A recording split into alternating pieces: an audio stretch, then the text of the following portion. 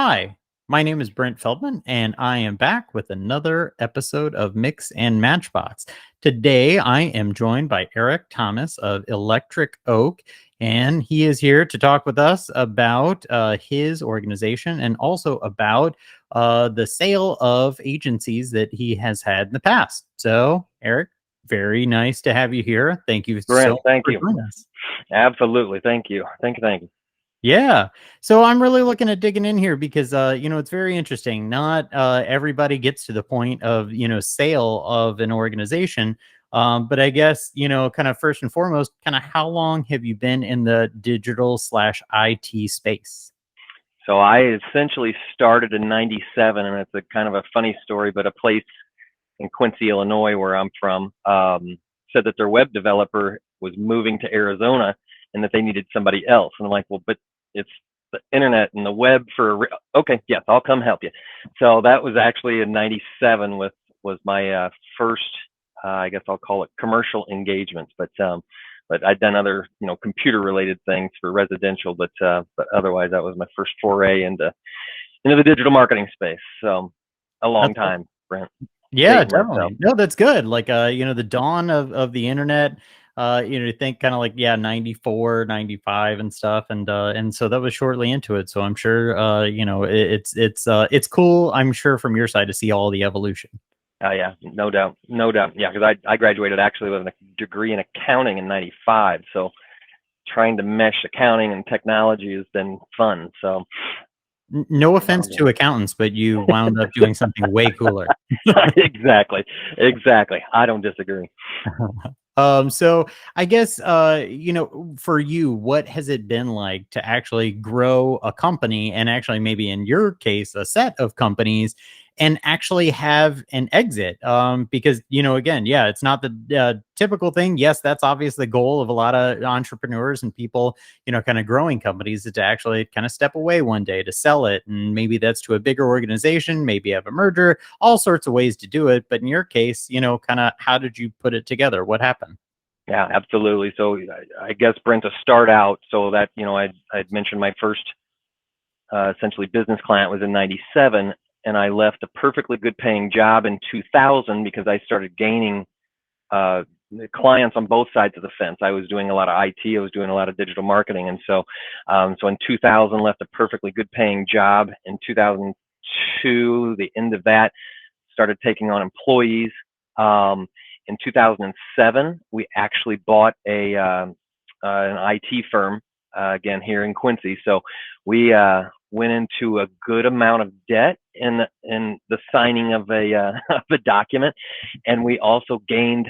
I think the number was 19. We gained 19 employees that we essentially hired, again with the signing of a document. So that was in February of 2007. So I'll never forget that day of meeting lots of new employees. I guess is what I would call it. So, but and then with that came a business in Kirksville, Missouri. So I think there were 3 employees over there. But and then fast forward to 14. 14 was a crazy year. So we split out our digital marketing agency from the IT firm. Should have probably been done prior to that, but so we split them out.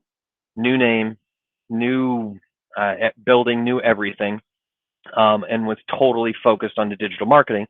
And the IT company remained the same as where it was. So that was in the beginning of 14. Then later in 14, we bought a traditional agency. So videography, graphic design, content, copywriting, advertising, those kinds of things. Um, and then I think it was 1 month later, we sold our IT company that was in Kirksville. So again, a very small one, but so a breakout of an organization in the beginning of the year, then a purchase of a marketing, and then a sale of an IT. So there was a lot going on inside of that year. And so and it's very small around here. Actually, the business we sold in Kirksville was to an employee that wanted to own that business. So it was interesting. And I think those were separated by like 6 weeks. So we had bought the marketing agency, and that took, I had started talking with her in '07 actually. So it took 7 years before we finalized anything. And the Kirksville probably took, I don't know, probably took 7 months instead of 7 years. So it was much easier, much smaller. But then fast forward to 2018, where I sold, and when I say I mean my wife and I, we were co-owners in these businesses that I talk about. But it fast forward to 2018, and we sold to a much larger company. I think we were their 41st acquisition, something like that. But we sold our IT firm. So anyway, they were in big on the M&A side, and I wasn't looking to sell, but they said, well, are you interested? They had places a couple hours on north and south of me, and so I assumed that they wanted something in the middle. But anyway, we were the biggest IT firm. We had, we were doing well, but I'm like, well, no, I'm not for sale, but yes, I'm for sale. Let's talk. So that was fall of 18, and the good part of it there is that they didn't want to own the building or land. So I then became gained a rental property, a commercial renting space. So I became a landlord to a business. So that was in 18. And then fast forward to, we were talking with another employee in the digital marketing company called Veracity Interactive, and wanted to get some buy-in with that manager. He'd been with us since, '05, '06, something like that. And it just ended up, my wife and I sold the whole company to him and his wife, which were both employees of our Veracity. So anyway, so that was 2 weeks before COVID essentially shut down Illinois. So it was an interesting, I don't know, timeline and time frame, I guess, if you will. So that was the very end of February. Yeah, exactly. So that one was very interesting. So that's fascinating. And definitely, and I guess, there's, kind of, you sold to a bigger company, that ended up purchasing one of the companies, and you also sold to employees, in the other cases. So, I mean, like, do you have any kind of pros and cons? Obviously, in respect to all the people in this situation, still, but yeah, anything that you have kind of like, thoughts on in regards to how you sold those organizations? Sure. Yeah. And how to value these businesses is probably the toughest part. Do you do some kind of EBITDA thing? Do you do some kind of something times annual revenues, or something times annual labor revenues? And so I think I've done it every way possible, or a straight asset sale or purchase, but where there's just either assets of a building or equipment, those kinds of things. And so I think I've done most of those in that fashion. But my biggest thing is, and I was told long ago, to make your accountant, your banker, and a lawyer like you're, just very close with them. So, and those things, those relationships were huge. I already had all of those. My background is in accounting.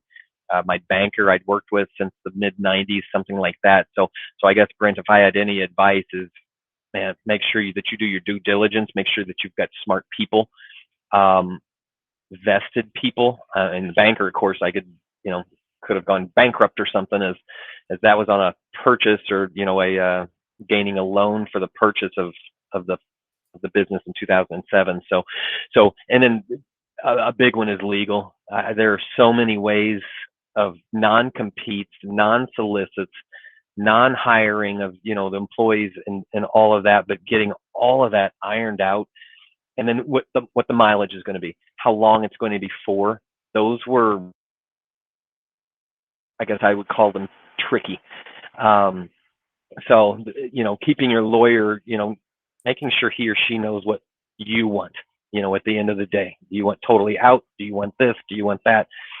So that one was, anyway, I guess my thing on there is that, and legal doesn't, I guess I want to say, I mean, it's not, at least our lawyer doesn't do that 24/7. It's not what his, he was in, transactional and business sales and those kinds of things, but it's not like he had 13 closings every day. So we had to make sure we knew what we wanted out of the deal. We wanted to make sure we knew what every paragraph said, and especially with the one that bought us in 2018, where we also had a a rental agreement as part of it. And so trying to mesh those two. So anyway, I could ramble on for days, but I think making sure that your accountant, your lawyer, and your banker are all on the same page as you are is a big deal. Cool. I think that's really helpful. Yeah, definitely. Well, and now you decided to just jump back into the fray. You're now back into it. Now Electric Oak is, the new company that you're kind of this is the catharsis, this is the, the rebirth of kind of like jumping back in. And I guess now that you are jumping back in, what are you kind of hoping to get out of like, the new company? Absolutely. And Brent, I guess I was fortunate enough, lucky enough, whatever you want to call it, to that when we sold, I didn't do this with the IT company, but when we sold the digital marketing agency, so it was husband and wife selling to husband and wife, we kept a certain number of clients that that were, I guess you want to call it, excluded from the non-compete. So we kept a number of those clients, and of those, many were IT firms. So they were, computer, networking, servers, those kinds of things, that they didn't do websites. So they were referral partners for us because they didn't do that kind of thing. And so those places, and especially during COVID, like I said, we were 2 weeks into this and COVID hits our country, but in our state. But with that, those places, along with a business club that I'm part of, that again is a networking group. And then the third thing I would call it is an association that I'm in St. Louis, that all of those places kept feeding us. So when I say feeding, giving us referrals of saying, hey, I've got a customer. I know you'll take great care of them. They need this website or that website or some, SEO, whatever it might be. And so they would continually feed us. I still had to do the work on, finding those referral partners or keeping them happy, keeping their clients happy, because that was one thing. It's like, don't mess this up because they're still my client on the IT side. And so anyway, we've been very fortunate there and we're very responsive. I always joke, and I shouldn't even bring this up, but my wife and I actually met at Hardee's, and there are the owner managers, mantra, if you will, was beat the customer to the counter. You already have a sale. Don't make them wait. Be responsive. Get them, if they're in a drive-through, that was always a timing thing. It's be responsive, be efficient, so that's what we are. So with Electric Oak, it was born basically as we were talking about the sale of Verbosity, and we were sitting around one day and it's like, well, and you can already probably tell my ADHD or ADD or whatever it might be. I'm the electric part of that. And my wife is the oak, the process, the sturdy, the whatever other adjectives I might add to that. But we're like, all right, we're going to be Electric Oak. And so with that, a big focus on what I would call monthly recurring revenue. So I'd had it with the IT company and something called managed services, to where you've got systems. In many cases, systems or computers or processes are doing the work, and you make that monthly income. So I've got the similar on how I take care of our clients' websites on that side of it. So I want to continue to do that. I have some weird geeky passion for for patching and making sure that sites are secure and whatever, and making sure that they're updated and everything else. And so anyway, that's where Electric Oak will continue to thrive and grow. So it'll keep on trucking. So That's cool. It's neat that helped you focus into a real, niche and stuff, and knowing exactly, what you wanted to pursue. And you had mentioned, something about Hardee's, and actually, I will say that there are so many good lessons that come out of the restaurant industry. Just totally. stuff that is bulletproof. Because there's it's a good slog. It sure is. There's a lot of stuff in restaurant stuff that could be really hard, and if you don't have good process, if you don't have good, kind of like structure, it can fall apart really, really quickly. And yeah. So anyway, that's really neat. What are maybe some of the challenges you faced, coming, I guess back into it with a new company? It sounds like things have been pretty good, but yeah, I'm sure challenges along the way too. Yeah, exactly. I think, my biggest would be, and it's always that, that dichotomy, that whatever you want to call it, of there's a good and a bad side to everything. Of, say you go, we had as many, when I mentioned before that we had essentially three companies at the same, not essentially, we had three companies at the same time for what, a period of like 4.5 years, whatever the math might be on that. And we were up to as many as, I don't know where we were at, mid 40s on employees. We didn't want to hit 50. There were certain governmental things that started to come in place with that. So we knew we wanted to stay below that 50 point. But then in selling the IT business, we went, reduced staff by half. And then by selling, Verbosity, the digital marketing agency, in February of 20, we had another, I don't know, 17 or 18 people at that point in time, and went down to 2. So it's just my wife and I now. So I've got partners that I outsource to, that I refer to, that I lean on. Whereas, in 2019 or whatever, I would have been relying on an employee to do that. And so it's in one hand, it's I guess it was less nerve wracking or less anxiety that as COVID hit, it was just my wife and I. I didn't have to worry about sending people home, employees getting each other's side. I didn't have to worry about any of that stuff. But then, of course, the other side of that is I can't just walk down the hall and say, hey, here's this new project that I need you to manage. It's going to be the next 6 months, and you're going to have to get 3 teammates and so on and so forth. And now I'm doing most of that myself. So the scaling part of it was big. But I also had to worry about, and especially in Quincy, where we're smaller here, we're a town of about 40,000, but I would lose employees to not competitors necessarily. I don't think I hardly lost any competitors, but I lost them to either bigger companies that had more benefits, or I would lose them to St. Louis or Chicago.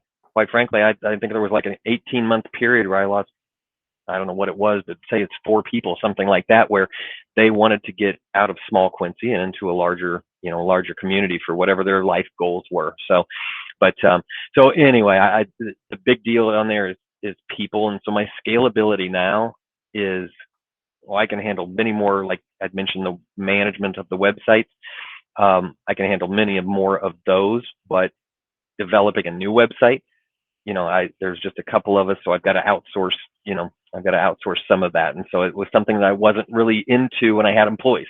I didn't need to outsource. They're sitting there, they're hungry, they're waiting for the next job, the next project. So that one's been a big one. And just working out of a home office and out of the business club offices has been a pretty big change as well. You just can't walk into a room of 20 other of your employees and have a chat or have a monthly meeting or whatever it might be. So it's been a change. But Yeah. But and it's also kind of interesting. I was by myself for from 2000 to 2002, so I wasn't a stranger to it, but it was it was different after having 40 some odd employees. So. Oh, definitely. Yeah. No, that's a big shift. And actually that kind of leads into another question, as you were talking about, like, you were, now you're, in your home office or in the office club, and like, that definitely is different. How is the playing field different, maybe as a whole, versus doing it when you started back then? That's a good question. And I guess, part of the people that had started partnering with me did so because I had sold the IT company, and I didn't compete with them in any fashion, because the world, it was already flat on technology before COVID, but it went, off the rails on, flat, and you could sell to Boise just as easy as you could to Tallahassee as Quincy. Everybody started Zoom and Teams and everything else started becoming, everybody's vernacular. So, but I guess, and I think I also saw, I can't remember what they call it, but people leaving their positions as COVID was hitting, and more single startups, happening. They started wanting to value, their families more. They figured out they could work from home, those kinds of things. So a ton of changes by COVID. But so I don't know if I'm answering your question exactly right, Brent, but because if COVID wouldn't have happened, I still would have been, going to, a couple of, like a Chicago, a St. Louis, a Kansas City, those markets. And so I've started doing that again, but I don't necessarily have to, as Zoom and Google and all the video conference software lets me be wherever I need to be. But Yeah. Change the playing field for everybody. yeah, exactly. So As I'm in my home office right now, very comfortable. But yeah, I know I do kind of miss, there's that interaction point that you'd have, the day to day, the, chit chat and stuff that was always exactly. fun. But yeah, I know it's just different paradigm. Would you say that there's any, big like life lessons that or things that you'd be like, you should avoid this when either running a business or selling a business, now that you've had this experience? I think the easy one to say is cash is king. Whatever you can do. I made some decisions that on some heavier software that I thought, man, we're going to hit this plateau, then we're going to hit this level. So I need some big software now so that I can grow into it. Oh my gosh. Yeah. Dumb, just dumb, terribly dumb is what I would call that. But yeah, if I could have that, well, a couple of bucks, if I could have that back and would have, grown more slowly, I guess is what I would say, because I'd already mentioned we're fast, we're responsive, those kinds of things. I need not to be that way in a lot of other business decisions to say, we're not getting into, I'll throw some techie weird things at, no, we're not getting into Drupal. We're not getting into Joomla. We're going to stay right in our lane. We're only going to do a WordPress thing, or we're going to grow slowly, that we're going to only focus on this territory, or we're going to, so I think there's a saying, well, as my wife, the oak tree, would say, is steady and slow wins the race. And so if I had some many things to do over again, I would have thought about it either another hour, another day, another year, and then it would not have been I would have made the right decision after that. So I think just truly evaluating your options and not, not, I don't want to say not thinking too big, but if you do think big, making sure all your ducks are in a row, making sure that that is where you want to be, making sure that it's attainable, that it's realistic. Realistic is probably the word that I'm wanting to do. So, or wanting to use. So anyway, so yeah, that life lesson would be, don't try to grow too fast. Cool. Yeah, I feel like some of these, the startups and some of the big companies and the fast growth, stuff has really bit a lot of people, and then they got to make all these layoffs, and and you're speaking right directly to me, because like that's never been, the ethos of Cullen and I. To we definitely don't want to have to tell people bad news for us just being greedy, or too hungry to be at a Absolutely. certain size. And so yeah, I really I definitely appreciate that, and wow, couldn't agree anymore. That's cool. Well, all right, so I know that you started out with like trying to pursue or you did pursue it, and got a degree in accounting, but if there was any other sort of career path you could be on, do you know what that would be?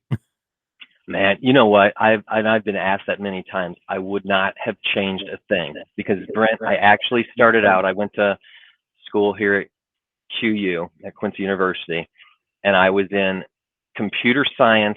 I think it was a full semester, and I'm like, this is not for me. This is not. I'm not this kind of guy. I'm more salesy. I'm more extroverted. I'm not sitting behind a computer 12 hours a day and just coding in a dark room with Mountain Dew and Snickers and potato chips and whatever else. I'm like, this isn't happening. This is not me. And so, I was in finance for about a half a semester, and then ended up in accounting. And I wouldn't have changed that, Brent. But I also, because I did have aspirations of, I can remember sitting in an accounting class that I wanted at that time was the big six accounting firms. And I'm like, I want to be in Chicago. I want to have my CPA. I want to have my CIA, not a different acronym, certified internal auditor, a CMA, a certified managerial accountant. Anyway, I wanted all these letters behind my name and everything else. And I'm like, I don't know. There's this little thing called the internet that is growing up. I graduated in 95. So there's this little thing called the internet that I wonder if I ought to focus my attention there. So keeping that accounting background for just business acumen, business knowledge, business, whatever you want to call it. The perspective, kind of. Exactly. I would not have changed that for any other degree. No economics, no finance. I still might be a stockbroker one day, but I love the markets. But anyway, no, I would not have changed that. And then I would not change the technology field that I'm in. I love helping, understanding companies and then helping them, to say, because I've got, a wide, whatever that is, a lot about a little, or no, a little about a lot. Um, a little about a lot that I can say, oh, you should do this different with your productivity software. You should do this different with your website. You could do Google ads. You could do this type of marketing if you're, I don't know, engaged with an older segment of the population. Anyway, so all of these experiences that I've had, I would not trade my accounting, and I would stay exactly where I'm at. That's So, great. That's cool. I feel the same way. I love doing this. So mhm. that's awesome. I feel like it's infectious. You Yeah, just start doing absolutely. it. You're like, oh, it's so it's growing, it's evolving, it's changing. It's not something that gets stale. So yeah, definitely. I agree. In terms of like, as you mentioned, like, you're able to point out to businesses, kind of like, hey, change this, or, this could help, suggesting things, constantly being on, thinking on your toes in terms of like on your feet in terms of these are things that could help your business grow or, what would you say are the maybe crux of the needs for small businesses that you could point out, things that you've seen commonly? Yeah, I think a lot comes down to, well, a lot comes down to marketing, quite frankly. I mean, I've been involved in a number of, I'll call them situations, to where somebody's trying to advertise or trying to market, and their website is either not functional, it's not secure, it just doesn't work. So it's those things of, where's that credibility at for that business? If one part of your marketing does not look like another part of your marketing, um, it's fragmented. You're using different colors in different places in different ways and different fonts and whatever. So I think that's a big thing in business. I think another is networking, of getting out there and not being afraid of, if you've got salespeople, of not being afraid that if you're a small business, that, I mean, it's hard to put some trust into somebody that's going to be the face of your business while they're networking, but it's got to be done. And especially with, like, how COVID transformed us into talking heads in little square boxes or whatever. I think a lot of that personal, whatever touch, if you will, has been lost. I think we're getting it back together again, but now we've got new strains, so I don't know where it's going to go in the next couple of months. But anyway, I guess the networking nature of that, and just being nice. I've run into lots of places that are, or people that are, I don't know why they're not nice.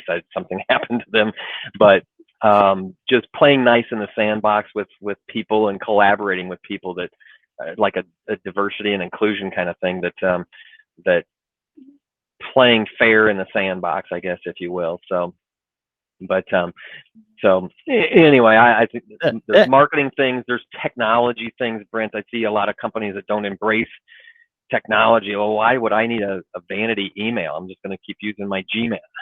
Come on. All right. Um, so it's some of those where I got to look at it and say, look, I'm not going to spend my time with you if you're not going to have, if you're not going to get the investment out of this, or get the value out of what you should be doing. But so that's on a very smaller level, but it can happen in larger places too, just disjointed, or whatever you want to call it. That communication is a big deal. So People hiring a consultant have to listen to that consultant. Otherwise, yeah, why are yeah, you hiring that consultant? right, exactly. Yeah. Um, Well, we've talked about a lot of things, but what would you say at the end of the day is like the most rewarding thing for you, as part of the business? I think so. Kind of a two-part answer here. I'll go back to why I had employees, or why we had employees initially. I love to see somebody succeed, somebody get a certification, somebody knock it out of the park with some website project, or some I don't know, some IT project. Those kinds of things that when you put a smile on not only that employee's face but on the client's face, and that's a big deal. And so now, without employees, it's then putting that smile on that customer's face to say, well, I didn't know you could do that. I didn't know you could do this. You did that quicker than you said you would, or than I'd ever experienced before, or whatever, whatever that thing is.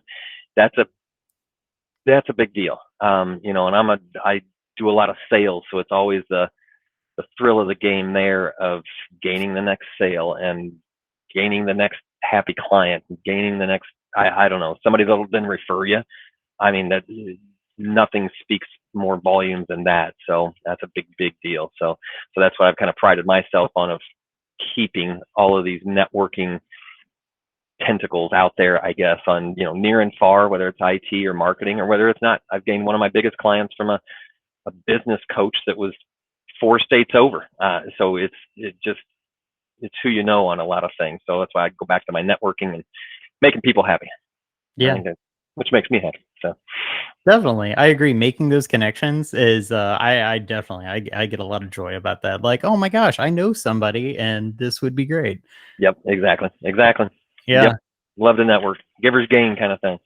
Yeah, definitely. Well, Eric, you know, I have to say, I appreciate you doing this. I know that we have known each other through a mutual client from a long time ago, and actually through Quincy. So, Yeah. Yep. so happy to have run into you recently here, and definitely look forward to hopefully, obviously, having way more conversations in the future.